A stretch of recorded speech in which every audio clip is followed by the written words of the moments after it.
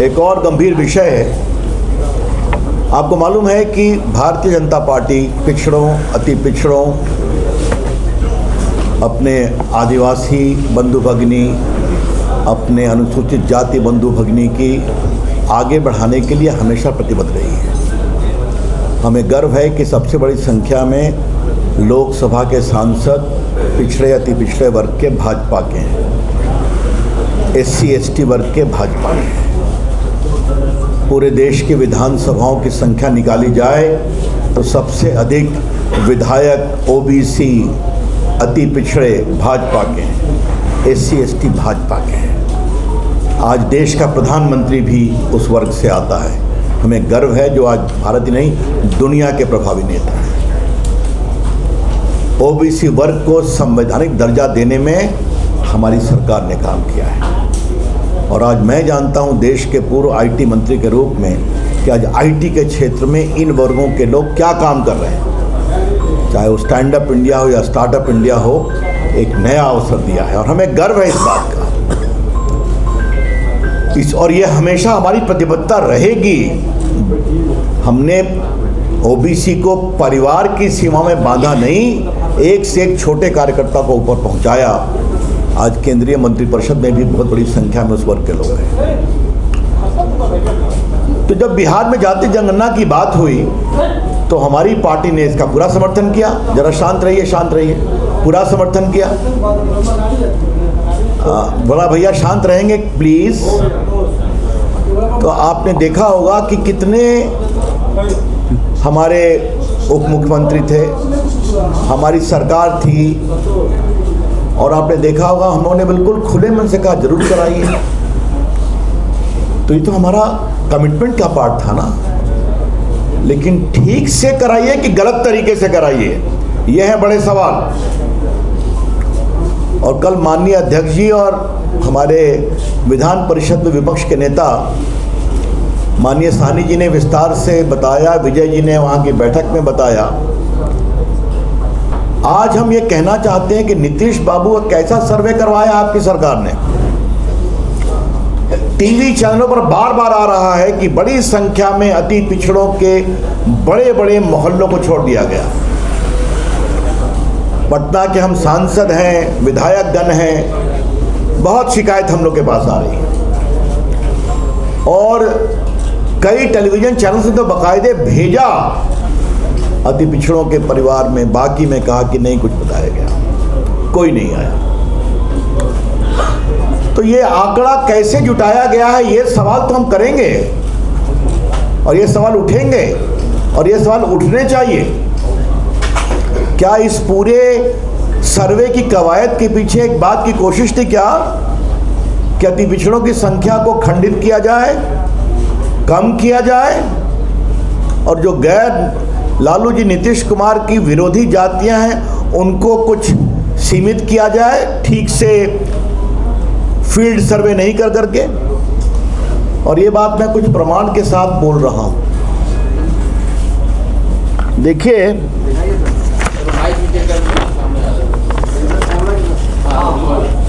बिहार जाति जनगणना, बिहार कास्ट सर्वे प्रशिक्षण कार्य हेतु, ये देखिए आप, ठीक है, प्रशिक्षण कार्य हेतु ये फॉर्मेट दिया गया सबों को। देख रहे हैं आप, देख लीजिए आप। उसके नीचे का कॉलम मैं पढ़ता हूं। परिवार के प्रधान का हस्ताक्षर स्ट्रोक अंगूठे का निशान दिनांक सहित, मैं यहां पढ़ रहा हूं, परिवार के प्रधान का हस्ताक्षर अंगूठे का निशान दिनांक सहित। अब मैं क्या बोलूं, मैं पटना का सांसद हूं, लोकसभा का, भारत सरकार का मंत्री रहा हूं। सर्वे में मुझसे कुछ नहीं पूछा गया, न कोई मिलने की बात की गई, दस्तखत की बात तो छोड़ दीजिए। हमने विस्तार से जानकारी प्राप्त की, कहा कोई आया था, गेट के कोई बैठा था, उससे पूछ के कि सांसद जी 3 भाई हैं ना जी, बस चला गया। अब आप पटना के लोकसभा सांसद जो नॉन लीडर है पटना में केंद्र सरकार का मंत्री रहा है, उसका भी हस्ताक्षर लेने की आप आवश्यकता नहीं समझते हैं, तो बाकी लोगों के साथ क्या किया गया होगा?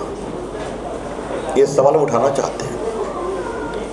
और मैं किसी का नाम नहीं लूँगा, हमारे कई अधिवक्ता मित्र यहाँ बैठे हैं, बाकी लोगों से बात किया, महत्वपूर्ण लोगों से बात किया है करना,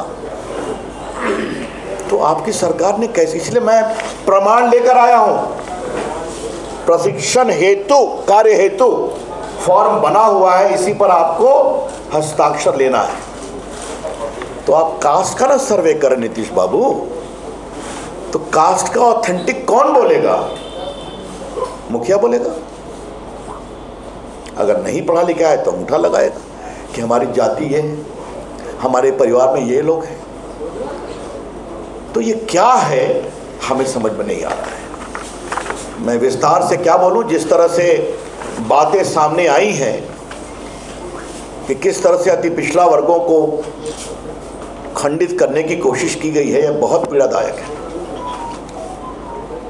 मैं सरकार से मांग करूंगा, कृपया करके डाटा पब्लिश किया जाए कि कितने लोगों से मिले और कितने परिवार के मुखिया का हस्ताक्षर दिया गया। The BJP would like to demand, Mr. Nitish Kumar government, please disclose to this country how many families were approached and how many family heads have put their signature या thumb impression। हम चाहेंगे record public किया जाए। मित्रों, आप सभी मुझे जानते हैं, मैं सामान्यतः कभी कास्ट की बात नहीं करता, लेकिन परसों से मैं बहुत हंस रहा हूं। जब मेरी जाति की संख्या बताई गई तो नितिन भी हंसते हैं, अरुण बाबू भी हंस रहे हैं और नंदकिशोर जी भी हंसते हैं, क्योंकि ये भी हम लोग के समर्थन से जीतते हैं, ये तो हम भी जानते हैं। तो हम लोग बहुत फ़ोन आए, तो एक बात तो मुझे ज़रूर कहनी है, अगर पटना महानगर, गया, मुजफ्फरपुर, दरभंगा, बेतिया, मोतिहारी, छपरा, सिवान, भागलपुर, कटिहार और पूर्णिया, इसकी ईमानदारी से गणना की जाए तो जो संख्या बताई जा रही है वो क्या है, मैं इसके आगे क्या बोलूं। लेकिन हाँ, पीड़ा अवश्य होती है कि जिस समाज से देश के पहले राष्ट्रपति आए, लोकनायक जेपी थे, सब उससे ऊपर थे, इतनी बड़ी संख्या में civil servant, vice chancellor, high court जजेस, वकील, डॉक्टर, ये सही में आप गंभीर हैं क्या? और यही बात मैं बाकी ग्रुप के बारे में भी कहूँगा। सबके अंदर कशमकश है कि कहीं ना कहीं संख्या को कम करने या विलोपित करने की कोशिश की गई है। इसलिए फिर मैं कहूँगा, नीतीश कुमार जी, अगर आपने ये फॉर्मेट बनाया है ट्रेनिंग के लिए, तो कृपया करके प्रदेश को बताइए कि इस प्रदेश में कितने परिवार से गणना की गई और कितने परिवार के मुखिया का हस्ताक्षर या अंगूठे के निशान है।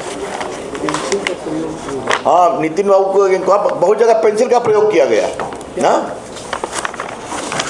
अब मैं इससे जुड़ा एक और सवाल है जिसको आज बताना ज़रूरी है। आप कास्ट सर्वे कर रहे हैं, सेंसस नहीं कर रहे, लेकिन आप कास्ट सर्वे क्यों कर रहे हैं? ताकि इसके बिना पर हम आर्थिक नीति बनाएं। तो सर्वे सही होना चाहिए ना, तभी ना आप डिसाइड करेंगे। नेतागिरी तो बहुत चल रही है, किसकी जितनी हिस्सेदारी, भागीदारी, सब चल रहा है। तो कल माननीय प्रदेश अध्यक्ष जी बोल चुके हैं, तो कुर्सी खाली करो कि अति पिछड़ा आता चाहिए, छोड़िए उस बात को। लेकिन अगर आप ही की बात हम मान लें कि आर्थिक नीति के निरूपण में आपने सर्वे कर रहे हैं, तो सर्वे सही होना चाहिए कि नहीं होना चाहिए? सही संख्या का प्रकटीकरण होना चाहिए कि नहीं? तो हमें लगा कि हम आपको बताएं और ये विषय हम और खोलेंगे, क्योंकि हमें खोलने की ज़रूरत नहीं है, पीड़ित लोग स्वयं आ रहे हैं आगे। ये तो मुझे लगा कि जब 2 दिन से देख रहा था, तो मैंने अपने घर में पूछा कि भाई जरा पूछो, कहा कि कोई आया था गेट से, कुछ पूछ करके पिट के चला गया। सांसद जी 3 भाई है ना, बताया गया नहीं उनके एक भाई का स्वर्गवास हो गया, उनकी पत्नी होंगी बस। तो हमने कहा कि ऐसा कैसे चलता है भाई। तो मैंने कल से अध्ययन किया, अध्ययन करके लगा कि ये जो फर्जीवाड़ा हुआ है इसकी चर्चा करनी चाहिए। इसलिए मुझे लगा कि ये बताएं। मैं फिर कहूँगा, भारतीय जनता पार्टी पिछड़ों के सम्मान, अति पिछड़ों के सम्मान, उनके विकास के लिए कटिबद्ध है। और इसीलिए जब मोदी जी ने कहा कि हमारे लिए गरीब एक जाति है, तो आज कैसा काम हुआ है आज चर्चा करने की ज़रूरत नहीं, आप सभी जानते हैं। चाहे वो मकान बने हैं या गैस गए हैं या डिजिटल इंडिया हुआ है या फिर गरीबों को खाना खिलाया गया है, ये सब आप जानते हैं, आज चर्चा नहीं करेंगे। लेकिन ये जो पूरे सर्वे कराए गए हैं, इस सर्वे में बहुत खामियां हैं और भाजपा के समर्थन के बावजूद ये किया गया है और बताया गया है, तो स्पष्ट है कि इसका उद्देश्य कुछ और है। धन्यवाद। अब we are open to questions now. संशोधन करके दोबारा से कोई रिपोर्ट पेश करनी चाहिए सरकार। देखिए ऐसा है, हमारे यहाँ नंदकिशोर जी चुनाव, हम तो वकील हैं लेकिन चुनाव का गिटपिट ये बहुत जानते हैं, हिसाब किताब कैसे क्या होता है। वोटर लिस्ट बनता है ना, तो ऑब्जेक्शन देने का अवसर मिलता है कि नहीं मिलता, तब फाइनल होता है। कोई भी काम होता है, आधार में आप काम करिए तो आपको अवसर मिलता है, देख लीजिए, ये साइट पर है, आपको गलत लगे तो बता दीजिए। तो भारत में डिजिटाइजेशन और डेमोक्रेसी के नाम पर हमेशा इस बात की कोशिश होती है कि सही आंकड़े आए, तो आंकड़े जब बने तो जिनके संबंध में कोई शिकायत है उसका निराकरण करें। ना तो अब पब्लिश कर दिया गया, कुछ पूछा भी नहीं गया, तो ठीक है। अगर आपका उद्देश्य उचित नहीं है तो समस्या तो होती है।